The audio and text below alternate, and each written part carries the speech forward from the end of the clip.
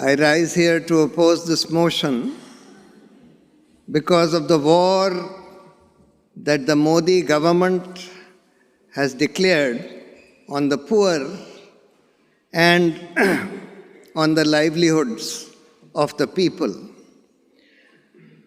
I rise against the motion because of the war that it has declared on minorities, on truth, on decency, on civility, on democracy, and the rule of law. I rise against the motion because of the war that this government has declared on science and history.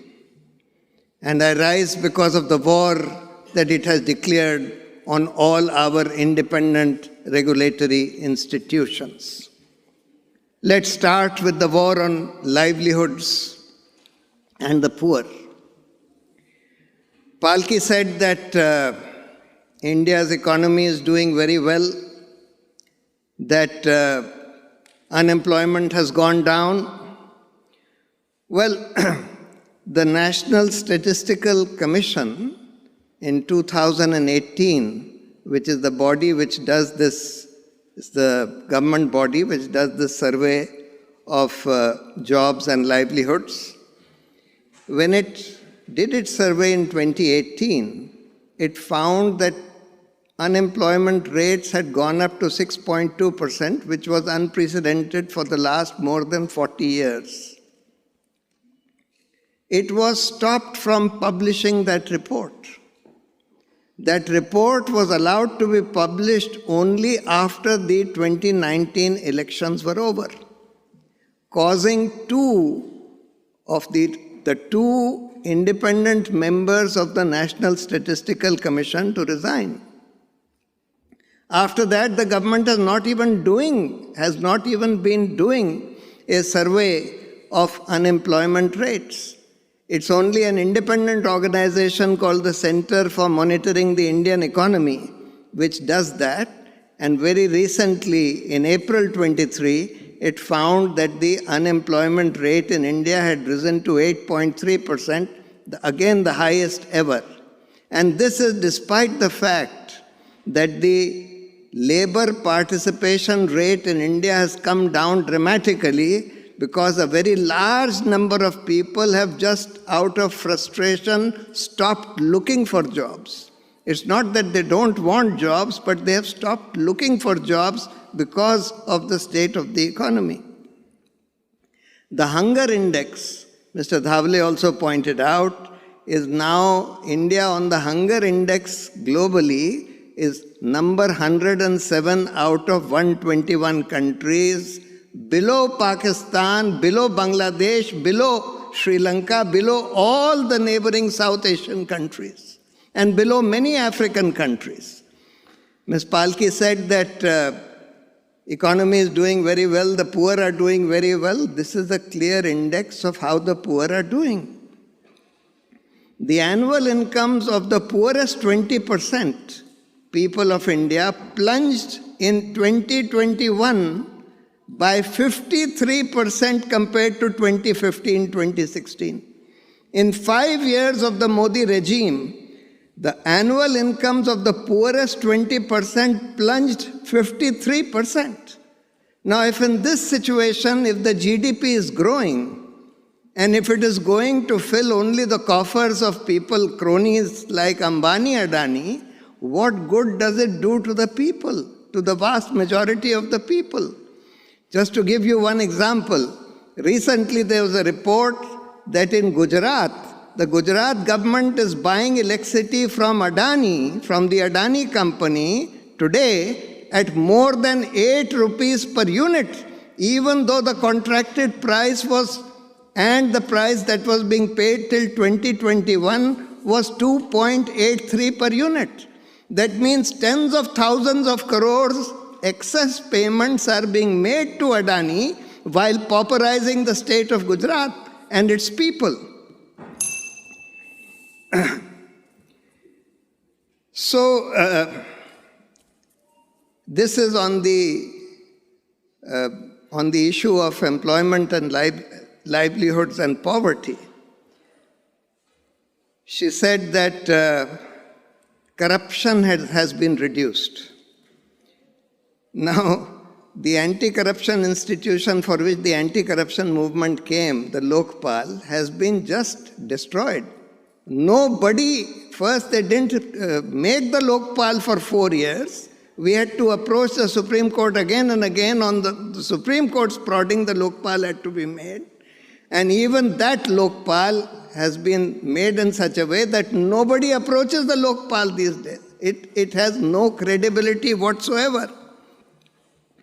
The corruption index in India is now ranked at 85 in the Transparency International Corruption Index, as opposed to number 76 in 2015. Apart from that, there is a war that has been declared on minorities, on truth and decency, on civility, on rule of law, and on democracy. Every day we see lynchings being reported in the media.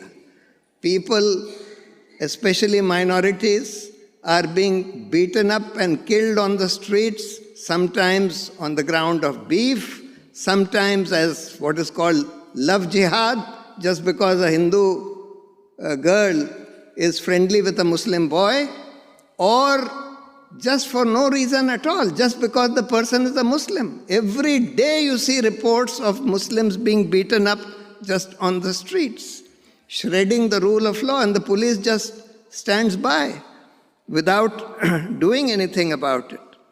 There are encounter killings which are being celebrated by state governments. There was this, even though he may have been a criminal, a gentleman called Atiq Ahmed, he was shot in cold blood, virtually in broad daylight, in the gaze of the entire media, and the mainstream media and the chief minister of UP was celebrating, which was something which was clearly a fake encounter, and this has become the order of the day. This is just one example. There are bulldozers which are being used to demolish the houses of people who are accused of some crime. Firstly, they have not been proved to have committed any crime. Secondly, even if they had been proved to have committed a crime, bulldozing their house is not something that you can do. You can't punish their families for a crime that they have committed. And therefore, the rule of law is being demolished under these bulldozers. Arrests of activists, political activists, journalists, human rights activists have become the order of the day on fake trumped-up charges. In the Bhima Koregaon case, some of our finest human rights activists have been put in jail on the basis of clearly fabricated evidence which has been proved to be fabricated, that is, emails inserted into their emails by using this software snooping device called Pegasus. And yet, for 6 years, more than 5 years, they have been languishing in jail without bail, without even the trial having started. And this has become the state of liberty of people in the country today.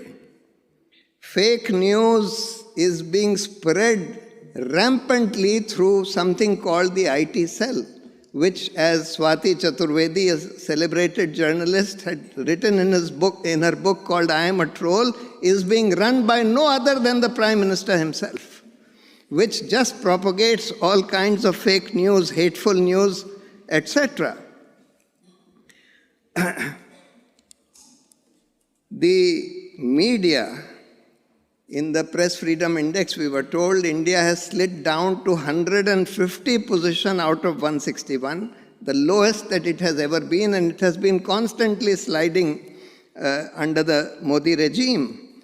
The entire mainstream media has been brought to heel by the government and made an instrument of their propaganda by use of various techniques, inducements by way of advertisements, use of investigative agencies to browbeat them, and various other instruments which have been used to make them an instrument of the government's propaganda. And they have been just day and night spewing hate, spreading disinformation, etc. Every evening, if you watch the evening news, it's just hate and trying to divert attention from the real news by pushing these kind of hateful communal stories. There is a war that has been declared on science. Today, can you imagine, the periodic table has been taken off the textbooks of schools? The Darwin's theory of evolution has been taken off the textbooks. It's not surprising, because where you have the Prime Minister who spouts such scientific nonsense that it's unimaginable what he says. He says that I saw a fellow who put a vessel on top of a nala, which was a dirty drain, and the gas from the drain was fueling his tea-making thing. He says that there is no climate change. People have started feeling warmer because their bodies cannot bear it. All kinds of things. He says that I asked the Air Force to bomb Balakot even though there were clouds, because I felt that now in the clouds the radars will not be able to detect our planes. So when you have this kind of a Prime Minister, obviously there will be a war on science. There is a war on history. The whole Mughal history has been removed from the history textbooks.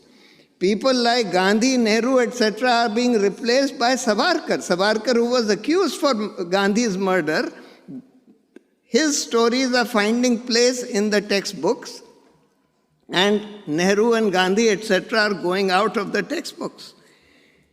The chairman of the University Grants Commission is a gentleman who was earlier the Vice Chancellor of Jawaharlal Nehru University, who famously said that we need to put tanks on the campus of the university in order to instill nationalism among the students.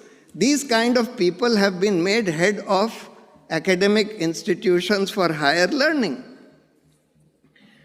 There is a war on institutions. The judiciary, all the independent regulatory institutions, including the judiciary, parliament, no debate happens, no discussions, laws are just passed in a flash. In fact, the sittings of parliament have been reduced to something around 60 per year, as opposed to more than 100 or 150, which used to be the case earlier. No bill is ever sent to parliamentary committees for greater discussion and taking feedback from the other independent experts, etc. Investigative agencies have been brought totally to heel and made instrumentalities of the government. The Election Commission, which used to be an independent institution, has also been brought under the control of the government, and the Supreme Court recently, Constitution Bench of the Supreme Court, in a very detailed judgment, said that the selection of the election commissions cannot be left in the hands of the government because they are appointing totally compromised people. All other institutions, the CAG, the NHRC, the Law Commission, everything, all these independent institutions, their independence has been compromised.